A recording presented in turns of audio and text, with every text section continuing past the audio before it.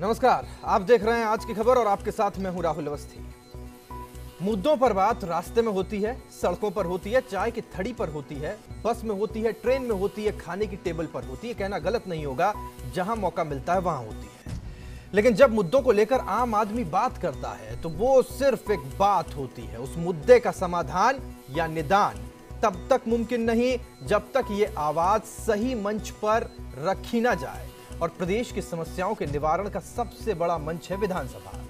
यही वो प्लेटफॉर्म है जहां मुद्दा लफ्फाजियों और छींटाकशी से दूर एक मुकम्मल हल की तरफ बढ़ता है। विधानसभा में आपका नुमाइंदा आपकी समस्या रखता है और उसके हल का अधिकार भी इसी सदन के पास होता है। जरूरी है कि आपको यह पता हो कि जो बात आप रास्ते में, सड़कों पर, चाय की थड़ी पर, बस में, ट्रेन में और खाने की टेबल पर करते आए, क्या वो विधानसभा में उठी भी या नहीं। तो आइए समझने की कोशिश करते हैं, क्या आवाज उठी आपके मुद्दों को लेकर विधानसभा से।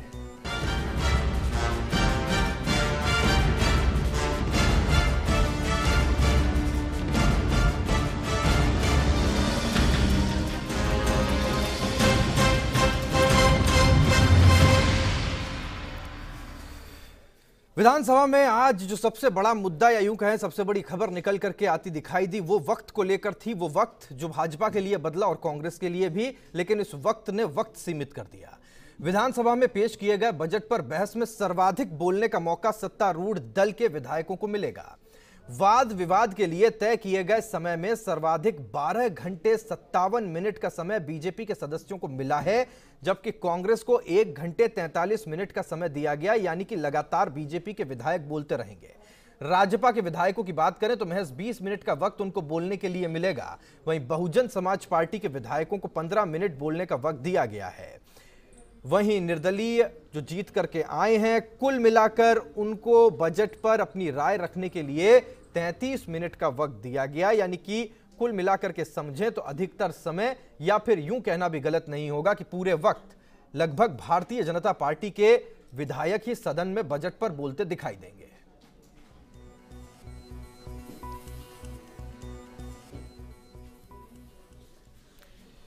वहीं कई मुद्दे ऐसे थे जो आज विधानसभा में उठे, जो क्षेत्र विशेष से जुड़े हुए थे। अजमेर में रुके हुए औद्योगिक विकास के मुद्दे को भी आज विधानसभा में उठाया गया। शून्यकाल में अजमेर विधायक वसुदेव देवनानी ने क्षेत्र में प्रचुर मात्रा में जिंक होने के बावजूद इसका फायदा अजमेर को नहीं मिलने की बात कही। देवनानी का आरोप था कि हिंदुस्तान जिंक अजमेर से जिंक खनन कर बाहरी राज्यों में भेज रहा है, जबकि अजमेर में ही अगर उद्योग लगाए जाएं तो यहां के लोगों को रोजगार वहां पर मिल सकता है। देवनानी ने सरकार से अजमेर में सिरेमिक और जिंक से जुड़े उद्योग लगाने की मांग यहां पर रखी।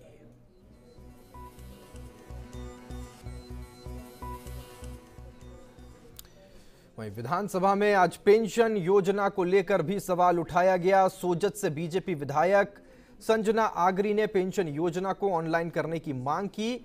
वहीं कई विधायकों ने इसमें गफलत का आरोप लगाया। इसमें डाकिया की पेंशन नहीं देने, एक बार घर जाने के बाद दोबारा नहीं जाने जैसी समस्याएं भी शामिल हैं। डूंगरपुर विधायक ने तो यहां तक कहा कि उनके क्षेत्र में पोस्टमैन ही पेंशन डकार जाते हैं। इस पर जवाब देते हुए सामाजिक न्याय एवं अधिकारिता मंत्री अरुण चतुर्वेदी ने कहा कि मामले की जांच करवाई जाएगी। साथ ही भामाशाह योजना के तहत विस्तृत सर्वे करवाया जाएगा, जिसके तहत पात्र व्यक्तियों के खाते खोले जाएंगे और ऑनलाइन भुगतान की प्रक्रिया शुरू की जाएगी, ताकि जो राशि है वो सीधे उसी व्यक्ति के पास पहुंच पाए जो उसका हकदार है।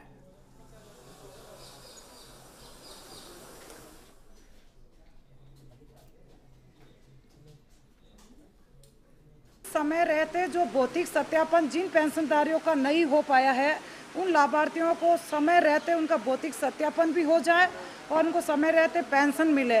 और के साथ ही मैंने दूसरा मामला जो उठाया था कि इसको ऑनलाइन खाते से जोड़ा जाए। पूरे राजस्थान में ये सबसे बड़ा प्रॉब्लम है कि पेंशनधारियों को जो पेंशन मिलती है वो नगर पालिका, पोस्ट ऑफिस में और तहसील में उनको चक्कर लगाने पड़ते हैं। तो ऐसे में उनको ऑनलाइन खाते से जोड़ा जाए ताकि गांव के ग्रामीण जन को परेशानी का सामना नहीं करना पड़े। तो सरकार ने ये भी एक्सेप्ट किया। वहीं एक बड़ा मुद्दा एक आंदोलन से जुड़ा हुआ भी है। नियमितीकरण और समायोजन की मांग को लेकर आंदोलनरत विद्यार्थी मित्रों का मामला भी आज विधानसभा में गूंजा। बीएसपी विधायक मनोज कुमार ने स्थगन प्रस्ताव के जरिए सरकार का ध्यान इस ओर खींचा? यही प्रश्न कांग्रेस के विधायक गोविंद सिंह डोटासरा ने भी उठाया और सरकार पर हजारों को बेरोजगार करने का आरोप लगाया। विधायक ने विद्यार्थी मित्रों को लेकर सरकार की मंशा सदन में जाहिर करने की मांग की। विधायक का आरोप था कि जब बीजेपी विपक्ष में थी तब विद्यार्थी मित्रों को नियमित करने और उनका मानदेय बढ़ाने की बात कहती थी, लेकिन सत्ता में आते ही उसके सुर बदल गए। हालांकि शिक्षा मंत्री ने विद्यार्थी मित्रों को हटाने का फैसला हाईकोर्ट को बताया और इस फैसले की विधि विभाग और महाधिवक्ता से इसका परीक्षण कराने की बात कही।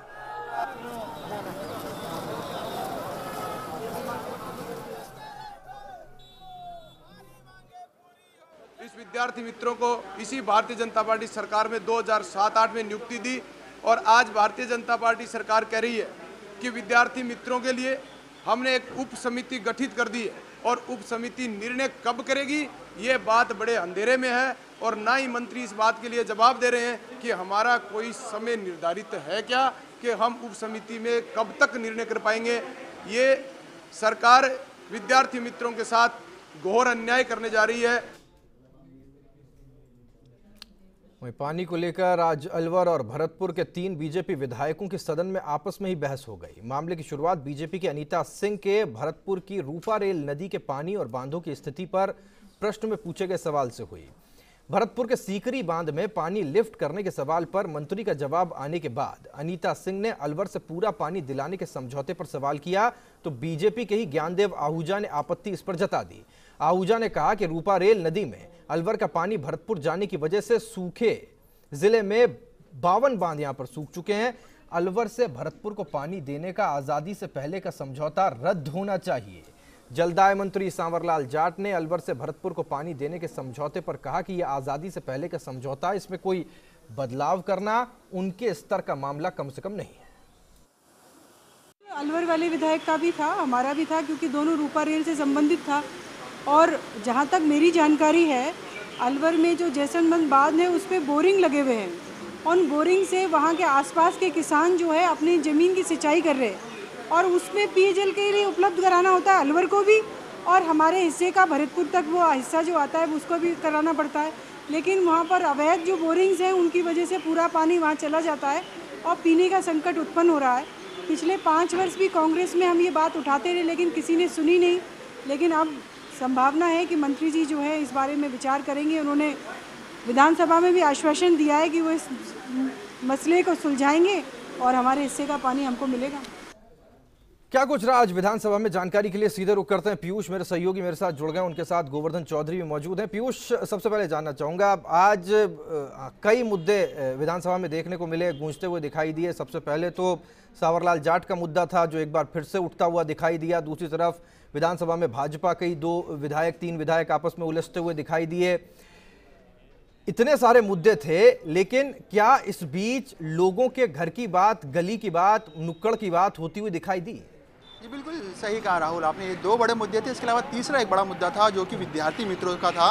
विद्यार्थी मित्र लगातार प्रदर्शन कर रहे हैं, उनके प्रदर्शन की जो मांग थी, उनकी जो पीड़ा थी, उसको आज सदन में भी शून्यकाल के दौरान उठाया गया और सरकार की ओर से जवाब भी आया। इसके अलावा जहाँ तक आम जनता से जुड़े सवाल थे, बजट की जो बहस थी उसमें उठाया गया, लेकिन उसमें बजट में चूंकि पक्ष और विपक्ष की तरफ से बहस हुई तो इसमें विपक्ष था उसका सीधे तौर पे आरोप लगाते रहे, जो बजट को लेकर निराशाजनक और महंगाई बढ़ाने वाला बजट बताते रहे। वहीं जो सत्ता पक्ष के जो विधायक थे वो बजट को सकारात्मक और विकास परक बताते रहे। तो कुल मिलाकर हम कह सकते हैं कि जो शून्यकाल और जो प्रश्नकाल रहा वो काफ़ी महत्वपूर्ण रहा और उसमें जो मुद्दे उठे, खासतौर पर जो कि भाजपा के जो विधायक थे अलवर और भरतपुर के बीच में जो आपस में जल विवाद को लेकर आपस में एक दूसरे से भिड़ते नजर आए। वहीं जो दूसरा बड़ा मुद्दा था सांवरलाल जाट का जो कि जलदाय मंत्री, उसको लेकर विपक्ष का जो रुख था आज भी तीखा रहा और उन्होंने वॉकआउट कर दिया प्रश्नकाल से। हमारे साथ मौजूद है जो गोवर्धन चौधरी जो कि मेरे सहयोगी थे, पल पल पर नजर रखे हुए थे। गोवर्धन, आपकी नजरों में क्या लगता है आपको कि आज का जो सबसे बड़ा मुद्दा रहा विधानसभा में क्या रहा?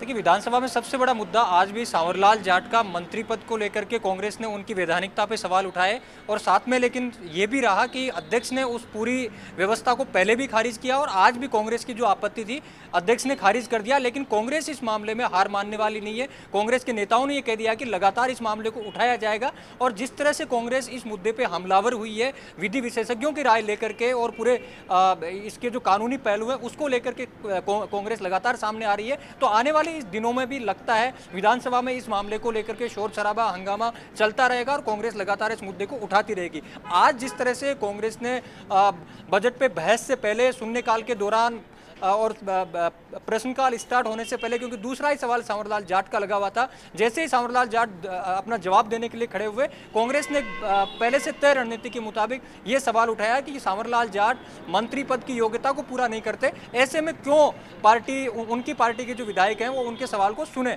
उनके जवाब को सुने, और कांग्रेस ने सदन से वॉकआउट कर दिया। टोकना चाहूंगा, एक विश्वेंद्र सिंह ने भी एक सवाल उठाया था, एक आपत्तिजनक बयान दिया था, वहाँ उसको आप कितना उचित मानते, क्योंकि जो सत्ता पक्ष के जो विधायक थे उन्होंने इसका विरोध किया था। बिल्कुल, देखिए जो फेमिनिस्ट जो लोग हैं या जो महिलाओं पे ऐसी टिप्पणी करना, क्योंकि उनका जो बयान था वो 2 पत्नियों के लोग उन्होंने बयान किया, तो कहीं ना कहीं एक जो स्टेट्समैन की जो भूमिका होती है, एक राजनेता जो प्रोग्रेसिव राजनेता होते हैं उसके ये शब्द नहीं हो सकते, क्योंकि उससे एक महिलाओं का जो मान था, महिलाओं का जो सम्मान था, उस पर कहीं ना कहीं ठेस पहुंच रही थी। और आमतौर पर सार्वजनिक रूप से पब्लिक डोमेन में ऐसी लैंग्वेज को इस्तेमाल करने से बचा जाता है, तो इस पर आपत्ति बीजेपी के लोगों ने की भी, और तरीके से उस पूरे मामले को उन्होंने कांग्रेस को और विश्वेंद्र सिंह को कटघरे में खड़ा करने का प्रयास भी किया गया। एक सूखे की बात और पानी की जो समस्या है आमतौर पर विधानसभा में उठती नजर आती है, लेकिन आज पानी की समस्या को लेकर ही, क्योंकि पानी के बंटवारे की जहां तक बात थी, भाजपा के ही 2 अलग अलग जिलों के विधायक एक दूसरे के खिलाफ नजर आए। बिल्कुल, विधानसभा में आज दलीय जो सीमाएं किस तरह से टूटती हैं, अपनी पार्टी के जो 2 विधायक थे जिलों को लेकर के, यहाँ पार्टीवाद के ऊपर क्षेत्रवाद हावी नजर आया। जब जो भरतपुर और अलवर का पानी का बंटवारे का मामला, स्टेट टाइम का एक समझौता है, उसमें अनिता सिंह का सवाल था, अनिता सिंह के सवाल का जवाब जब जलदाय मंत्री ने दिया, तत्काल जो ज्ञानदेव आहूजा हैं उन्होंने इस मामले को आपत्ति की कि जो स्टेट टाइम का जो मुद्दा था वो जो स्टेट टाइम का जो समझौता है वो भंग किया जाना चाहिए, और इस मामले पे दोनों में एक नोकझोंक की स्थिति भी बन गई। तो इससे ये नजर आया कि पार्टी की सीमाएं छोटी हो गई और क्षेत्र हैं उनका जो मुद्दा है वो ज़्यादा हावी हो गया। ये एक इंटरेस्टिंग मामला देख सकते हैं, जो प्रमुख मामला था ये गोवर्धन ने मुझको बताया। इसके अलावा तमाम जो विद्यार्थी मित्र आप मेरे आसपास देख सकते हैं, क्योंकि इनका भी मुद्दा आज शून्यकाल में उठा था और सरकार की ओर से जवाब पेश किया गया था। कालीचरण सराफ जो कि शिक्षा मंत्री है, उन्होंने साफ तौर पे कहा कि हाईकोर्ट के निर्देश थे, जिसके बाद इन्हें हटाया गया। हालांकि 24 से 25 हजार संख्या है पूरे प्रदेश में विद्यार्थी मित्रों की, लेकिन कहीं ना कहीं संवेदनशील सरकार खुद को बताते हुए जो शिक्षा मंत्री थे उन्होंने साफ तौर पर कहा कि विधि विभाग से भी इसकी जानकारी ली जा रही है और दिखाया जा रहा है, परीक्षण कराया जा रहा है। जी, आपके साथ विद्यार्थी मित्र मौजूद हैं, सड़कों पर वो हैं जो थके हारे पसीना बहाते हुए वापस आ रहे हैं विधानसभा के बाहर से। जरा इनसे बात कर लें, संक्षेप में पूछ लें, कहां तक अब उम्मीद बंधी है विधानसभा में, जब इनका सवाल रख दिया गया उसके बाद? आज 3 विधायकों ने आज विधानसभा में आपकी आवाज उठाई कि उम्मीद बनी है कुछ आपको सरकार? सर, हमें ये लगता है ये सरकार हमारे लिए कुछ नहीं कर पाएगी। इन्होंने बड़े बड़े वादे किए घोषणा पत्र में, हम 15 लाख रोजगार देंगे, परंतु ये वर्तमान सरकार है जो 15 लाख रोजगार छीनना चाह रही है। हम विद्यार्थी मित्र भाजपा शासनकाल में लगे थे, भाजपा ने मैनिफेस्टो में वादा किया था कि हम इनको रोजगार देंगे, परंतु आज ये भाजपा सरकार आते ही हमें बेरोजगार कर रही है। माननीय मुख्यमंत्री से निवेदन, हम सभी विद्यार्थी मित्रों को निवेदन है कि हमें वापस लगाया जाए और हमें नियमित का रास्ता दिखाया जाए। तो हाईकोर्ट का हवाला दे रहे कि हाईकोर्ट के निर्देश थे। मैं ये बताना चाहता हूँ कि एक हाईकोर्ट में 2 राय चल रही है। एक हाईकोर्ट ये कहता है कि इन्हें आरपीडीपीसी से हटाया नहीं जाए, और एक हाईकोर्ट ये कहता है कि ये इलीगल है। मैं कहना चाहता हूँ कि हम इलीगल कैसे, हम तमाम बीएडधारी हैं, हम योग्यताधारी हैं, हम बच्चों को पढ़ा रहे हैं, हम इलीगल कैसे हो गए? ये सरकार सोचना है किस प्रकार से हमारा रास्ता निकाले और हमें नियमित रास्ता दिखाए। तो साफ तौर पे आप सुन सकते हैं कि काफी पीड़ित है और उम्मीद है वसुंधरा राजे से, मुख्यमंत्री से, कि कहीं ना कहीं इनका समायोजन किया जाएगा, इनको भी रोजगार दिया जाएगा। जी राहुल। पीयूष, बहुत बहुत शुक्रिया आपका, गोवर्धन का और तमाम विद्यार्थी मित्र जो वहाँ पर दिखाई दे रहे थे। दरअसल ये भी समझाने की कोशिश में जरा कर दूं कि ये वो विद्यार्थी मित्र हैं जो आज दिन भर धरना दे रहे थे, उसके बाद अब थके हारे वापस अपने घर को जा रहे हैं, रास्ते में थे और अपनी पीड़ा को रख रहे थे। कुल मिलाकर के विधानसभा में आज इनका भी मुद्दा गूंजता दिखाई दिया।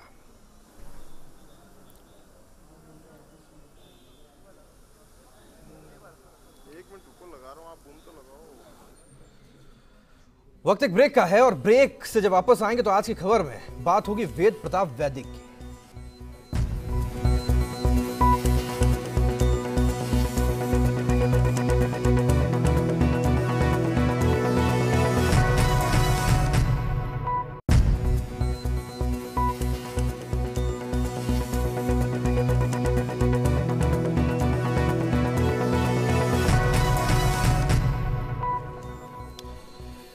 स्वागत है आपका ब्रेक के बाद में। वेद प्रताप वैदिक, शायद इस नाम को कल से पहले भारत के बहुत ज्यादा लोग नहीं जानते थे। कोई टीवी डिबेट देखा हो तो धुंधली सी तस्वीर लोगों के जहन में रही होगी। कोई पढ़ने का शौकीन हो तो बशर्ते वैदिक की लेखनी जरूर पढ़ी होगी, लेकिन अचानक एक दिन या यूं कहें कि एक वाकये ने वैदिक को इतना बड़ा बना दिया कि संसद तक में काम बंद हो गया। बदनामी से मशहूर होते वैदिक ने हाफिज सईद से मुलाकात की। वो हाफिज जो हमारे जवानों की बेवाओं के सिंदूर को मिटाने वाला है, वो हाफिज जिसने न जाने कितने नन्हे मुन्नों को यतीम कर दिया, वो हाफिज जो हमारी संप्रभुता पर हमला करने वाला एक आतंकवादी भर है। उस हाफिज से न सिर्फ मुलाकात बल्कि वैदिक ने यह कहकर अपनी ही मिट्टी से बैर ले लिया कि कश्मीर की आजादी मुमकिन है। फिल्मों में प्रमोशन के लिए छोटी हरकतें हमने कई बार देखी, लेकिन वेद प्रताप वैदिक ने हद कर दी। हद भी ऐसी कि आज पूरा दिन कम पड़ गया उनको सफाई देने में।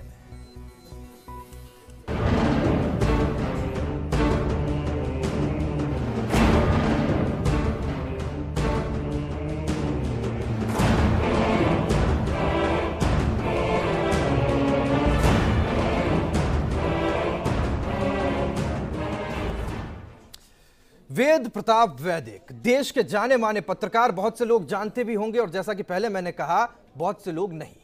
इन दिनों लगातार सुर्खियों में है, 2 दिन से खबर बने हुए हैं। राजनीतिक गलियारों में बवाल मचा है, हर कोई उनकी आलोचना कर रहा है। आखिर ऐसा क्यों है, जरा ये समझिए।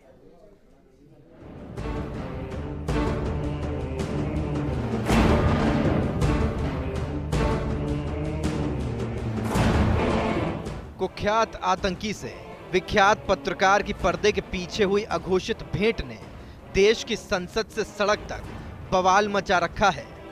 देश की राजनीति में भूचाल है तो संसद में हंगामा और सड़क पर बवाल। राहुल संघी बता रहे हैं तो राउत गद्दार।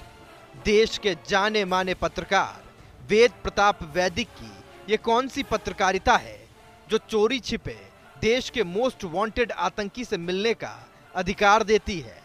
न सरकार को पता और न उच्चायोग को। दुश्मन देश में जाकर देश के सबसे बड़े दुश्मन से हुई भेंट को पत्रकार महोदय जायज ठहरा रहे हैं। बोले, एक पत्रकार के नाते मुलाकात में बुराई क्या है? बुरे इंसान से मिलना बुराई नहीं तो अच्छाई भी नहीं है वैदिक साहब।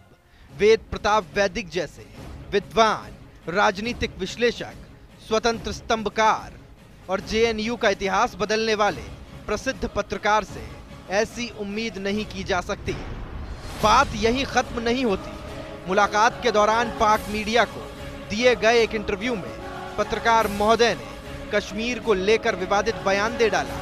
बोले, कश्मीर को तो आजाद होने का हक है। माना कि वैदिक साहब अपने मित्रों और आलोचकों के बीच बड़बोलेपन के लिए जाने जाते हैं, लेकिन ये तो बड़बोलेपन की भी पराकाष्ठा है। मत भूलिए, कश्मीर देश का अभिन्न अंग है और हाफिज कश्मीर और इस देश का गुनहगार।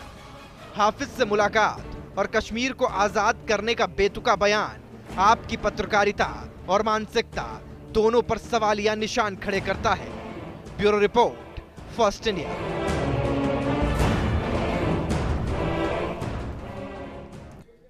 और विवादित बयान पर बवाल मचने के बाद वेद प्रताप वैदिक ने सफाई भी दी। वैदिक ने अपनी सफाई में कश्मीर को लेकर क्या कहा, जरा ये सुनिए।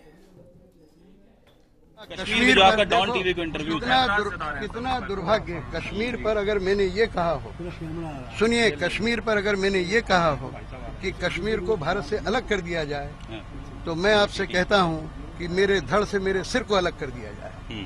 ये मैंने कभी कहा ही नहीं। क्या कहा आपने? और मैंने ये कहा कि कश्मीर को भारत से अलग करना, उससे बढ़कर कोई मूर्खता हो नहीं सकती। लेकिन जहाँ तक आज़ादी का सवाल है, हमारे कश्मीरियों ने और पाकिस्तान के कश्मीरियों ने, उन सब बड़े बड़े सारे नेताओं से मेरा 10 बरस से संपर्क है। भारत के हुर्रियत के नेता और वहाँ पर जिनको मुजाहिदीन अव्वल कहा जाता है, सरदार कय्यूम, उन सब लोगों से मेरी बात होती है। उनको मैंने कहा कि आपको आज़ादी चाहिए ना, तो मैं तो आज़ादी के पक्ष में हूँ। तो वैदिक साहब जो सफाई दे रहे थे, ये सफाई देने की नौबत क्यों आई? डॉन एक न्यूज चैनल है पाकिस्तान का, उसको जब इंटरव्यू दिया वैदिक साहब ने तो कुछ विवादित वो बोल गए, कुछ टिप्पणियां ऐसी कर गए जो भारत के हक में नहीं है। ये सुनिए कि उस इंटरव्यू में उन्होंने कहा क्या था। मान लेते हैं, पाकिस्तान के नेता मान लेते, तो क्या इंडिया को ये कबूल होगी कि थर्ड ऑप्शन के कश्मीर को आज़ाद कर दिया जाए? ये आपने बड़ा बुनियादी सवाल पूछा। मैं समझता हूँ कि इसके लिए अगर दोनों तरफ के कश्मीरी तैयार हों और हम दोनों मुल्क भी तैयार हों तो ये कर देने में कोई बुराई नहीं है। लेकिन थर्ड ऑप्शन को एक्सरसाइज करने में मैंने अपने कश्मीरी दोस्तों से कहा, हुर्रियत के नेताओं से कहा और आपके कश्मीर के नेताओं सबसे मिलता हूं, मुजाहिदीन अव्वल से और अतीकुर रहमान जी से। मैं उनको ये कहता हूं कि अगर आप दोनों कश्मीर तैयार हैं और हमारे दोनों मुल्क तैयार हों तो हमको ऐसा रास्ता निकालना चाहिए कि कश्मीर एक शानदार जगह बन जाए, वास्तव में वाकई पैराडाइज बन जाए। मैं जब ये कहा था तो प्रतिक्रियाएं आनी तय थी। बीजेपी नेता मुख्तार अब्बास नकवी ने क्या प्रतिक्रिया दी, क्या कुछ कहा, जरा ये सुनिए। हम बिल्कुल सहमत नहीं है। कश्मीर पर भारतीय जनता पार्टी का बहुत स्पष्ट रुख है, बहुत साफ रुख है। किसी तरह का कोई समझौता नहीं, किसी तरह का कोई तीसरे पक्ष की कोई भी हस्तक्षेप की गुंजाइश ही नहीं है। वहीं कांग्रेस नेता शशि थरूर ने न सिर्फ वेद प्रताप वैदिक पर सवाल खड़े किए बल्कि केंद्र सरकार को भी कटघरे में खड़ा कर दिया। ये सुनिए। Listen, our point is very simple. This gentleman went to Pakistan. What was the role of the Indian embassy? What was the role of the government in facilitating his visit? He says he went as a journalist, but we have seen no evidence of any interview being published. We have seen in the photograph issued no pen, no notepaper, no tape recorder. What kind of journalistic exercise was this? Was he there as an emissary? Was he there performing some sort of track to diplomacy? Was he taking any messages? And if so, for him? I think the nation is entitled to answers to all these questions. Congress नेता गुलाम नबी आजाद ने तो हुर्रियत नेता यासीन मलिक की हाफिज सईद से हुई मुलाकात को लेकर बीजेपी पर निशाना साध दिया और पूछा कि क्या वैदिक को गिरफ्तार करेगी मोदी सरकार। यासीन मलिक को बिल्कुल नहीं मिलना चाहिए था हाफिज सईद से, हमने भी उसकी आलोचना की। लेकिन आज वही भारतीय जनता पार्टी जब सत्ता में आ गई तो आप मिस्टर वैदिक जो मेन स्ट्रीम के आदमी हैं, जाने पहचाने आदमी हैं, हर पॉलिटिकल पार्टी से उनके संबंध हैं, और वो जब पाकिस्तान जाता है और वो हाफिज सईद से मुलाकात करता है, और जो हमने कल टेलीविजन में वॉच किया कि उसके बाद वो डॉन जो पेपर भी है और चैनल भी है उसको इंटरव्यू देता है और वहां कहता है कि मैंने उसको बता दिया कि भाई अब मैं कश्मीर की आजादी के फेवर में हूं। ये तो उसके बाद यही भारतीय जनता पार्टी आज उसको मिस्टर वैदिक के पासपोर्ट के बारे में क्या कहना है, आज उसको अरेस्ट करने के बारे में क्या कहना है। कश्मीरी राजनीति से ताल्लुक रखने वाले वरिष्ठ कांग्रेसी नेता सैफुद्दीन सोज ने भी इस पर अपनी प्रतिक्रिया दी। वो बिल्कुल गलत बात कहते हैं, बाकी बात करते हैं। जम्मू कश्मीर के लोगों का मसला है, वैदिक साहब को टांग अड़ाने की जरूरत नहीं है। और हिंदुस्तान और पाकिस्तान के दरमियान ट्रैक 2 पर भी बातें होती रही है और खुली तरह से बातें हो सकती हैं, और जम्मू कश्मीर के लोगों के साथ सेंट्रल गवर्नमेंट का राबता है। ये ऐसा मसला नहीं है जिसमें एक जर्नलिस्ट प्रताप वैदिक साहब टांग अड़ाएंगे। वो वापस बुलाए जाएं और हमारी सरकार उससे पूछे आप क्यों गए, कैसे मिले, क्या बात की है, खुलासा करो सारे हिंदुस्तान के साथ। और चलिए इसी के साथ आज की खबर में आज बस इतना ही। दीजिए हमारी पूरी टीम को इजाजत। देश प्रदेश की तमाम अहम खबरों के लिए आप लॉग ऑन कर सकते हैं firstindianews.com पर। यहां आपको ये बताते चलें कि फर्स्ट इंडिया पर कल शाम 7:30 बजे आप देखना न भूलें औलाद के दुश्मन, क्योंकि सवाल शैतान और इंसान के बीच के फर्क का है। नमस्कार। ये इंसान नहीं हैवान है, ये जीते जागते शैतान है।